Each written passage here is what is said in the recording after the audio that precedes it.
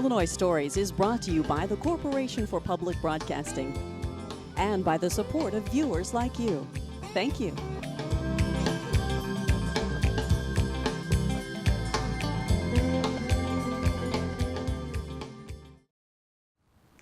Hello, welcome to Illinois Stories. I'm Mark McDonald in Lincoln at Lincoln College at the new Lincoln Heritage Museum, one of the finest Lincoln collections in the state.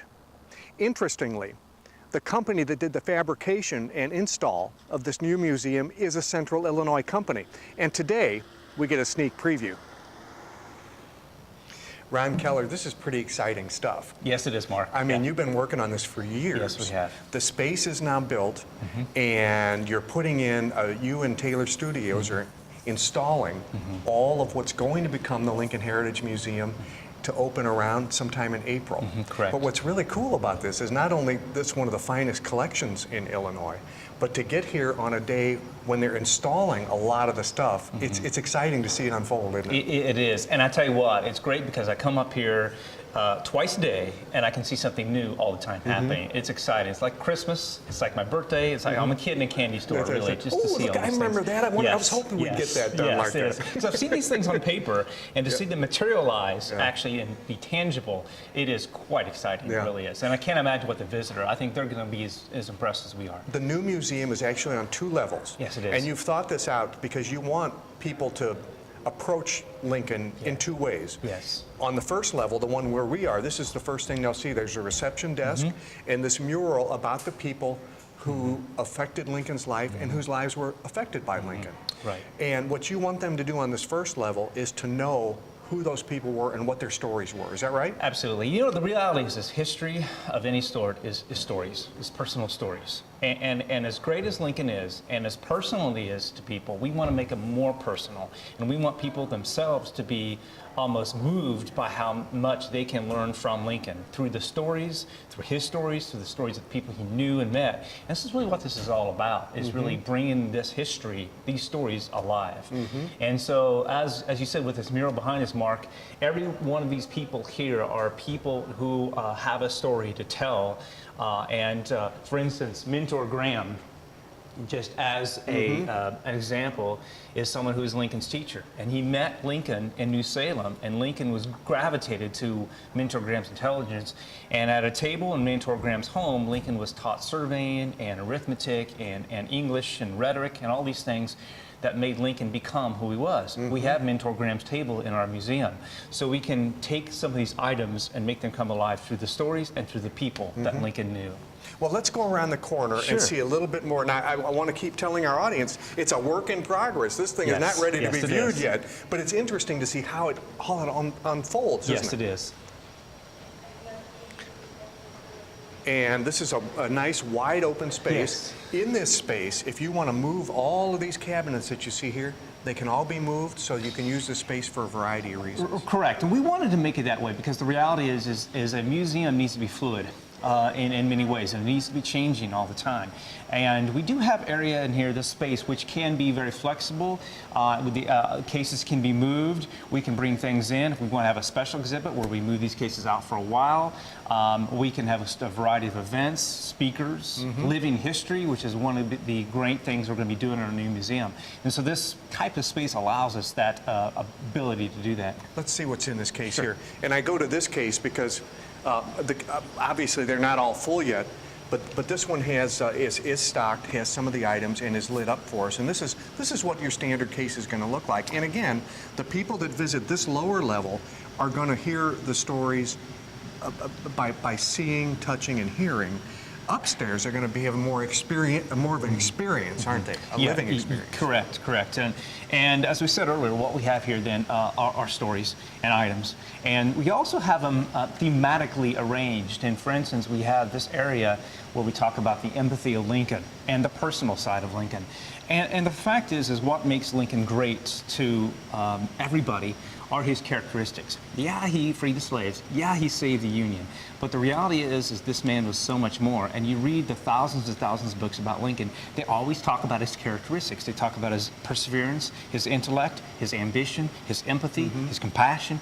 And so humor. And his humor, absolutely. And we deal with all of those sort of things in the museum.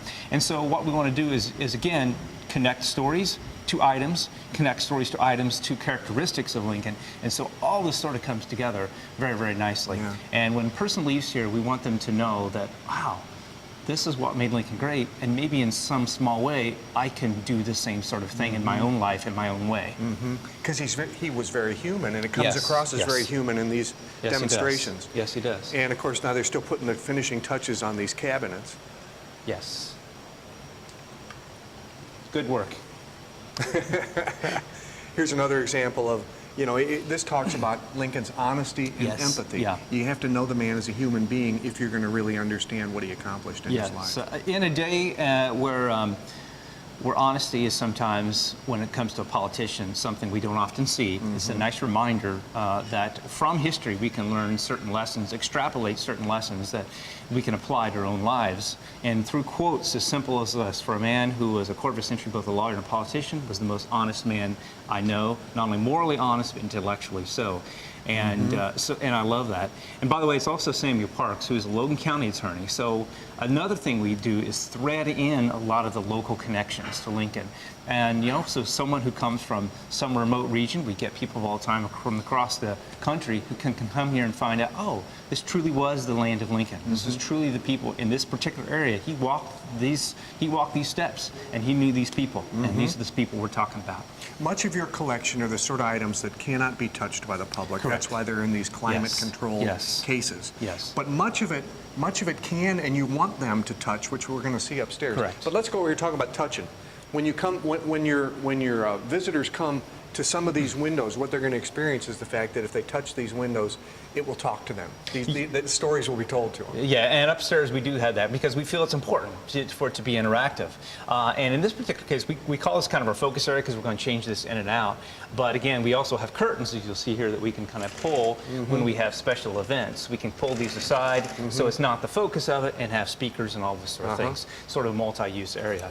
And it's interesting because one other thing I might say about the cases, they're all climate controlled, and Taylor Studios, they know how to do these things. And so Taylor Studios was instrumental in ensuring these items are protected, not just for now, but for years down the road. And that's always an important thing when you tell We're going to be historic talking to items. the Taylor Studios folks about what they do, how they do it, about their company, because they're a Central Illinois company. Yes. A little bit later. But first, I'd like to go upstairs so we can see. Now, we were talking about experiencing Lincoln's life. Yeah. Let's go up there. Let's do that.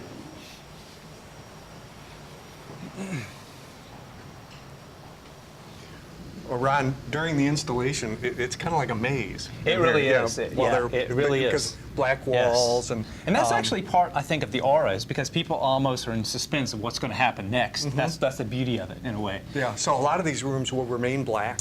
Yes, they will. There are going to be a few more things on the wall, but we kind of wanted it black because, again, the upstairs follows what's called a life review, and I would love to tell more about it, but we were kind of keeping this a little bit under wraps. Well, you've got to have some suspense for when you open the museum. Absolutely. And so there's a reason why it's dark. We'll just say it that way. Yeah. So when people come in, they're going to see this sort of suspenseful, dramatic sort of ambiance that we have here. Yeah.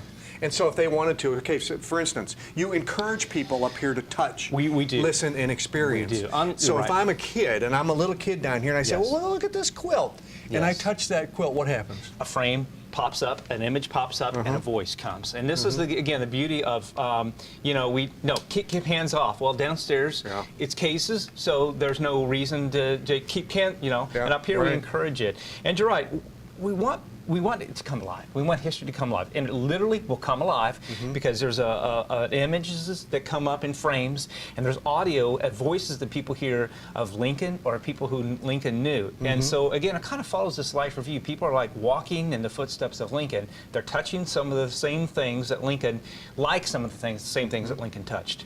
And so really, history's coming alive. They're walking where Lincoln walked. Yeah. And of course now, okay, we've got his rural background. Of course, we talk about where he's from. Yes. Of course, these old plows, and of course they made all this stuff. This stuff isn't antiques anymore. I mean, they made these things so that people could touch them, and the stories could come alive. Absolutely, and there are things that we associate with Lincoln. The plow, as you said, snake root, which is why the tree is here. And when the snake, because okay. I was Lincoln's mother died about from, the tree. Yeah, Lincoln's mother died from snake root. So when they'll touch the snake root, they'll hear the story of Lincoln's mother dying. Oh, okay. And they'll hear about how this affected Lincoln. And so there are things we associate with Lincoln, things we know, but there are also things we can add to the story through the pictures, through some of the sets, through some of the things that they touched.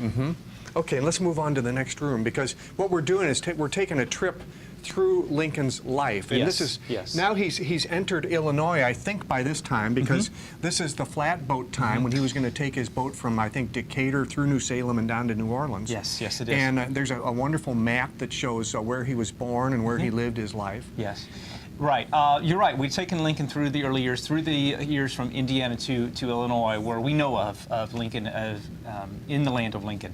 And you're right, the flatboat, the rails. So familiar objects that people will see. But again, we see things in frames. And this is a constant thing we see throughout the museum, of things in frames, because it's life review. It's almost like when you think of memories, they're like picture frames in our mind. And this is picture frames in Lincoln's mind. So again, walking through Lincoln's life with him as we see things. And so if this is finished and I come over and I touch this barrel, for instance, will something happen within the frame? Yeah, something comes alive as well. And so again, another voice is associated with it. Cool. Yes. It's so cool. Yes. And a lot of these, we sure don't want to trip on this. That's a very expensive item. But more maps which also tell, geographically where Lincoln lived and what he was doing at the time. Right. And I love this concept here. We're always talking about time and how life unwinds, and it's kind of like, okay, here's Lincoln's stopwatch of his life. Huh? It is. It's a stop. You're absolutely right, Mark. And we hope I think visitors will get this, because as they're walking through Lincoln's life, we know Lincoln's life was short. He lived 50-some years. He was assassinated before his life was complete in many ways. And so this almost begs the sort of question of, what's our own mortality? What's our own life? What are we doing with our own life?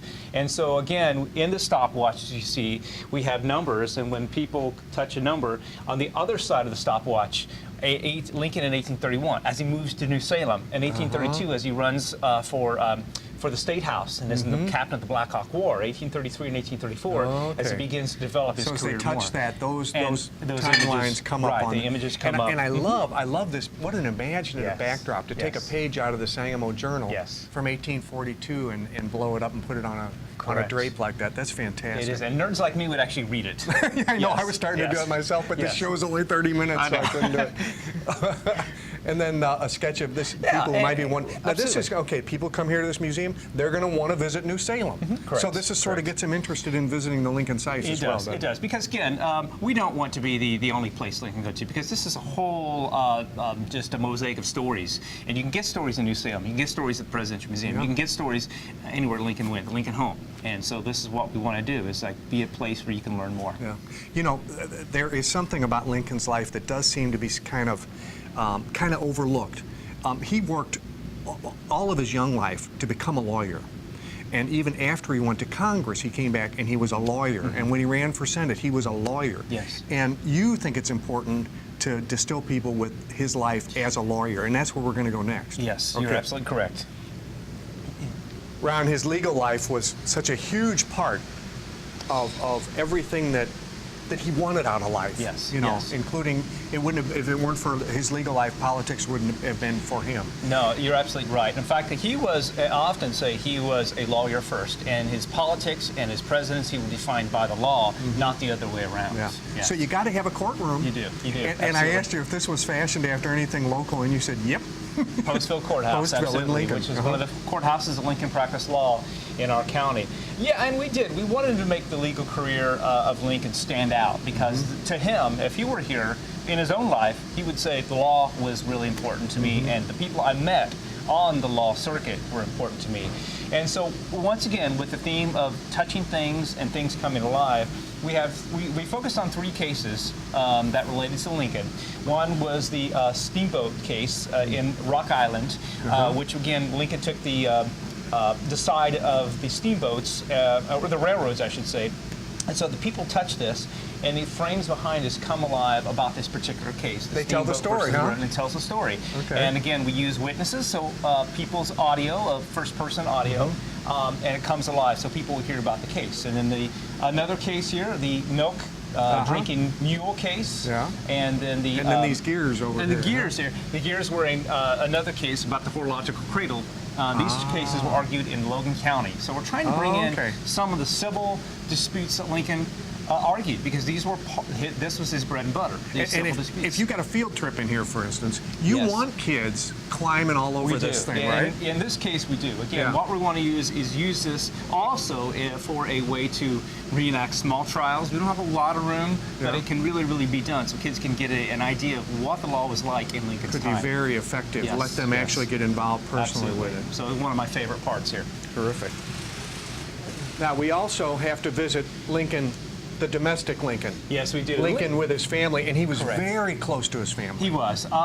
We cannot talk about Lincoln and get the full feel of him if we don't talk about his personal life. And oftentimes biographers don't spend enough time talking about this aspect of Lincoln's life. But the reality is that Lincoln, yes, he had 4 sons and his wife, who he was devoted to very much, even though he spent a lot of time in the circuit. So we have the personal life of Lincoln, his family, his children, and even some things, again, which they can touch, and the jacks that the boys would have played. And when they touch those, again, these frames come to life and tell a story. Frames come alive and tell a story. What's nice about this, and we've said it before, but you can't have the genuine items out here because you're encouraging people to touch them. Correct. So Taylor makes all of this stuff so that it's touchable and it's not, it doesn't have any intrinsic worth. It's just to look like what you have in your collection. You're correct. This is all the brainchild of Taylor Studios, and they just work meticulously, to find the things that would relate to Lincoln, and usually said reproductions of items. And it's very grayscale. People are like, well, this is very drab, but it's drab, again, for a reason, because, again, we're talking about Lincoln's mortality, and there's this scene of Lincoln's life here as we're going through, of Lincoln remembering his life. And well, I can't say more. I want people to come and see it. Right. You're going to leave a little suspense. You're going to have to experience it, yes. Well, let's move on and learn more. Okay. Okay, Ron, at some point, he decides, after he's been on his circuit for a while, it's time to make my move. And he runs for the U.S. Senate. Yes, he does. I mean, in a rapid way, from 1854 to 1858, his politics takes off. He gets reawakened into politics, and this particular area kind of shows him reborn into politics, running for the U.S. Senate, making his famous House Divided speech. And I love the way you portray that here with this exhibit on the bottom, the House Divided speech. Yes, I think that's so neat. And I think kids will find it clever as well. They so will. Just sort of a way to get them into it. And what I also like about the scene is kind of close, and because again, there's a symbolism that it all comes very close to Lincoln, and he's surrounded by this, and this becomes part of really, really what makes him really catapulted into politics. Okay, so he's going to run, and here we have his running mate, Hannibal Hamlin, who I understand he never even met. But the party nominated him, so they were running together, and some work going on here. Some of the Taylor Studio folks are putting a divider together there. And here we can see, now this is interesting too, because his photographer, the major photographer in his life was Matthew Brady, the Civil War photographer. That's an interesting... Yeah, and the picture that made Lincoln president, I mean, the most photographed man of his age, and became president really, in many ways the first media president, and people think that he wouldn't have made a great TV president, but he became a media candidate because of Matthew Brady. Well, he was very unlikely. Even then, it was unlikely for a man like Lincoln to have success in politics. It really was. He was tall, somewhat homely in a way. Yes. And down home. Yes, he was, and which is what makes this sort of exhibit very important, is because this is what made him president, because he was the unlikely candidate. But everything from the rail splitter candidate, which we have the piece of rail, to all these men, again, who he met on the circuit, from Sweat to Herndon to Davis, become the people to get him elected president. So again, the stories of Lincoln and the people who he knew become very important. Yeah, and again, it's interactive, so you'll be able to hear the stories as you walk through this area. Correct, absolutely. Now, I love this. Because after he gets elected, then of course he has to say goodbye to Springfield, and many people remember his address when he left from the Lincoln Depot in Springfield. It was rainy. It was a rainy day with the umbrellas. That's absolutely right. And so this is just one of those moments where Lincoln, I think, himself realizes that he may not be coming back, and so he sees the people, again, the people who he came to love. Yeah, and on the wall is a mural, but the mural is actually a mirror. And when you look at Lincoln leaving, you see yourself. You see yourself, right. And that's cool. You're getting the symbolism, Mark. Cool. This is great, because this is exactly what we want people to see. People to see themselves in Lincoln, to live like Lincoln. after he was elected and when he was in the White House, he never escaped certain issues in his life. No, he didn't. And one of them was the ongoing massacre of the Civil War. Yes, yeah. You're absolutely right, and that's the theme of this particular room, is that Lincoln becomes president. Yay, he achieves the pinnacle of power, but on the other hand, the burden of the stress of the Civil War weighs him down. And so we see this in this room, and we have behind us, we're going to have like a coffin scene where basically the Civil War deaths. Nobody died in his office, but yet he could not escape this. And we have a Civil War tent where basically, again, never in his office, literally, but yet the Civil War was all around him. And then even there, Mary and some of her troubles was also a big burden on him. Yeah. And so this is all part of Lincoln's presidency and something he never really escapes. Renee, we walk through this job, which isn't completed yet, but we walk through it and we're kind of amazed at what can be just sort of built from scratch. I mean, a museum is an idea, it's a concept, it's a collection, and all of a sudden it becomes a construction project, doesn't it? It's amazing. Absolutely, yeah. It's really nice to see it come together after all these months and after going through the whole process of design. Yeah, you at Taylor Studios in Rantoul have been working on this for, I guess, over a year, because you've been fabricating everything we see here. Yes, absolutely. And then as we stand here in late September, it's install time. Right. And that's where everything that you thought was going to fit and work, and that's where you kind of, the rubber meets the road, and you say, well, maybe that's going to work, maybe it's not. And you actually get to see what the finished product's going to look like. Yes, yeah. Yeah, it is definitely nice to see it kind of coming together. And it's always a little nerve-wracking, too. I'll bet it is. I'll bet it is, because there is a lot of pressure. I mean, Yeah. you've got a lot of invested in what you've done, and Right. you want to see it Yeah. in situ. You want to Yeah. see what it's going to look like. I like the attention to detail you have to go to. And what we talked about this earlier with Ron, but we're in this windows room, and one of your favorite projects was this quilt. What's so special about this quilt? Point it out to me. Yeah, well, I think what I really like about the quilt is the quilt was just, it was a prop that we purchased. I think in this whole scene, there's a lot of items, some fabricated, some purchased. So we bought a quilt. It's kind of just your regular old fabric cotton quilt, and we go through a whole process where we essentially apply a resin hardener to the quilt. And if you go up and you touch it, I mean, you can knock on that. Wow. Now, see, I didn't notice that earlier. I just kind of laid my fingers on it. But you're supposed to touch it because Yes. it tells a story when you do. But the point is, if you make that, if you get that to the right consistency, then it's indestructible, I guess. Exactly. It's very cleanable. It's very durable. But if you look at it, at least you think it's soft. Oh, it does. It And looks terrific.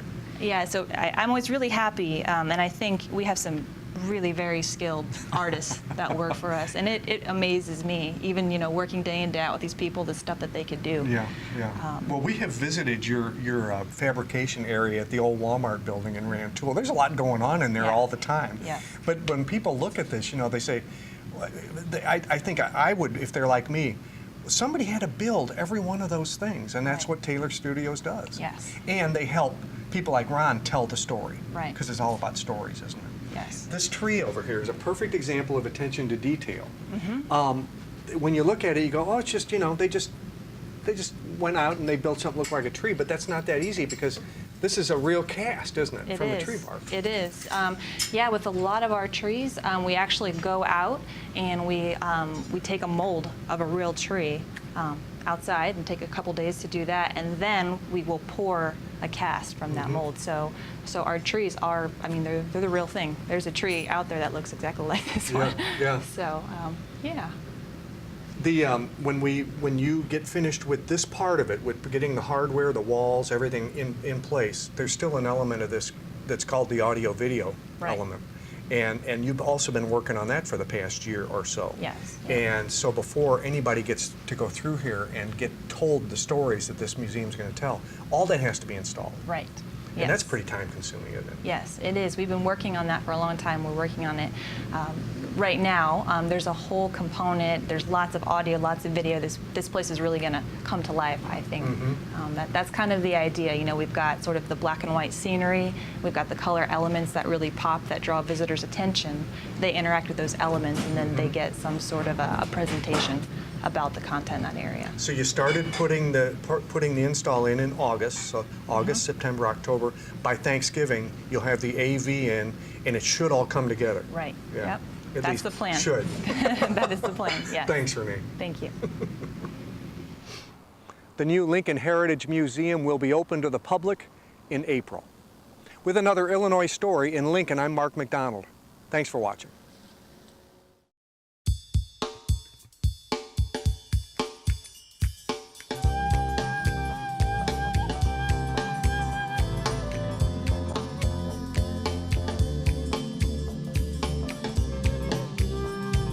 Illinois Stories is brought to you by the Corporation for Public Broadcasting and by the support of viewers like you. Thank you. For a DVD copy of the program you've just seen, send $19.95 to Network Knowledge, P.O. Box 6248, Springfield, Illinois 62708. Be sure to include the program name, subject, and when the program aired. You can also order with your credit card by calling 800-232-3605.